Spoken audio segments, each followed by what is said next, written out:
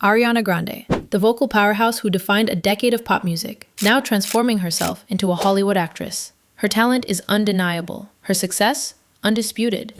But behind this meticulously polished brand lies a chaotic and deeply human story. Her love life isn't just a series of relationships. It's a repeating cycle of intense passion, whirlwind engagements, and devastatingly public collapses. But what if this isn't just bad luck? What if it's a predictable, self-sabotaging pattern? A toxic blueprint she follows, time and time again.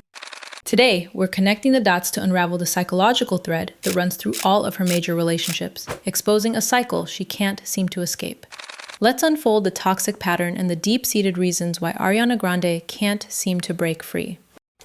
Our story begins not with a fairy tale, but with a tragedy in the making. Her relationship with Mac Miller.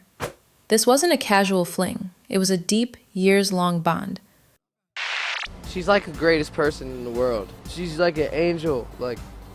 She's very nice. She's a sweet girl. But it was a love story haunted by the shadow of his addiction. Publicly, Ariana embraced the role of the supportive, caring partner. She was his rock, the one who would cheer him on, the one who would try to hold him steady. It's a noble role, but it's also a heavy, almost parental one for a young woman to carry. That weight eventually became crushing. After their breakup, the public narrative tried to blame her for his subsequent struggles. She was forced to defend herself, and in a powerful, raw tweet, she laid the truth bare, stating the relationship was toxic, and that shaming women for a man's inability to keep his shit together is a very major problem. She explicitly rejected the narrative, saying, "I am not a babysitter or a mother." This was a woman screaming that she could not, and should not, be expected to save a man from his own demons. The breakup was an act of self-preservation. But how do you recover from carrying that kind of weight? You don't. You run. Within a shocking 24 days of the breakup announcement, she was publicly linked to comedian Pete Davidson. The romance was a complete 180-degree turn. Where Mac's world was heavy and dark, Pete's was light, impulsive, and famously drenched in big dick energy. The engagement came in less than a month. This wasn't just a rebound, it was a psychological whiplash. A desperate flight from the heavy role of savior to a fantasy of pure, uncomplicated escapism. The lesson here is crucial. Her new relationships aren't chosen in a vacuum. They are often frantic reactions to the unresolved trauma of the last one. But a fantasy built on escaping reality is fragile. And it was about to be shattered by the one thing she could never outrun: the past. So she's living in this bubble of whirlwind romance with Pete. Pete Davidson, thanks for existing. Love you. And what does a global pop star do when she's in love? She writes an album about it. Sweetener was her victory lap, the sound of a woman who thought she had found the light. She even put a track on it literally titled Pete Davidson. Can you imagine that? Etching your impulsive, month-old engagement into your artistic legacy? It was the ultimate public declaration of her newfound happiness. But then the unthinkable happens. Mac Miller dies of an accidental overdose. The world is heartbroken, and a cruel segment of the internet points its finger directly at Ariana. On social media, many fans blame Miller's death on ex-girlfriend Ariana Grande. The grief is immense, the public pressure unbearable.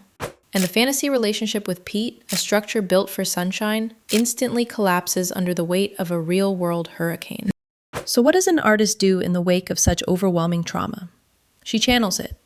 In a creative whirlwind, she goes into the studio and in a matter of weeks creates Thank You Next. The result is nothing short of a cultural phenomenon. It becomes a global #1 hit, an anthem of resilience that brilliantly transforms her raw public pain into a powerful piece of art.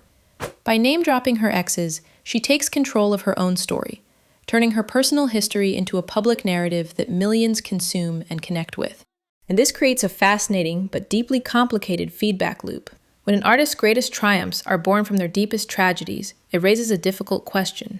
How can any future relationship truly feel private when its potential failure could become the inspiration for the next global hit? The line between an artist's heart and their brand becomes almost invisibly blurred. After such public turmoil, it seemed Ariana craved a retreat. She needed to find love far away from the flashing lights, with someone normal. And for a moment, it looked like she had found him. Enter Dalton Gomez, a luxury real estate agent. Not a celebrity, no public drama, he was the perfect antidote to the chaos of her past. Their relationship blossomed in the forced privacy of the pandemic, And for the first time in her adult life, Ariana's romance wasn't a public spectacle. Even her music reflected this new chapter. Her 2020 album, Positions, was filled with songs about quiet, domestic intimacy, a stark contrast to the heartbreak anthems of her past. They got married in the secret, incredibly private ceremony at her home. For 2 years, the world saw a different Ariana, a happier, more settled woman who had finally found the quiet, stable life she seemed to crave. It truly looked like the toxic pattern was finally, definitively broken. But the silence was deafening. And then, the news broke in July 2023. They were divorcing. Before the public could even process this, the bombshell dropped. She was already involved with her Wicked co-star, Ethan Slater.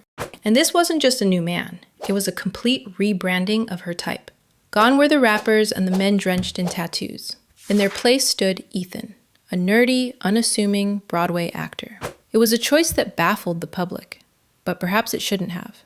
Around the same time, Ariana herself was undergoing a radical transformation for her role in Wicked. Her skin was paler, her voice was higher, her iconic ponytail was gone. She was shedding her pop star persona and adopting a new, more serious identity. And with a new identity, it seems, comes a new man.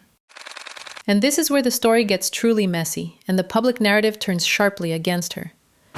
Ethan Slater wasn't just some guy. He was a married man, with a wife, Lily J., whom he'd been with since high school, and they had just welcomed a baby.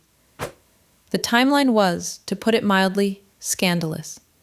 The image of the pop princess was suddenly replaced with a homewrecker narrative, fueled by his wife's heartbreaking public statements about her family being collateral damage. The normal man couldn't fix the pattern. In fact, the attempt to find normalcy led to the biggest reputation crisis of her career. And what's the ultimate tragic irony in all of this? After blowing up her good girl image, facing global backlash, and potentially causing the breakup of a young family, the relationship itself might already be over. In recent months, rumors have begun to swirl that Ariana and Ethan have quietly split. While nothing is confirmed, the pattern is hauntingly familiar. The intense, controversial beginning, the whirlwind romance, and the quiet, inevitable fizzle. The pattern is now painfully clear, and it's more than just dating the wrong guys. It's a tragic loop. She's drawn to men she feels she can fix or save. When that burden becomes too heavy, she escapes into an impulsive, opposite fantasy. That fantasy inevitably crumbles under real-world pressure, and the resulting heartbreak is then brilliantly packaged and sold as her next musical era. This cycle not only prevents her from finding stability, but also blurs the line between genuine connection and content creation, culminating in choices that damage the very good girl image she's built. If you love unfolding the truth behind the fame as much as I do, please consider subscribing to the channel. I'm trying to reach 1,000 subscribers by the end of the year, and your support would mean the world. But now, I really want to turn the question over to you. So what do you think is the real reason behind Ariana's toxic relationship pattern?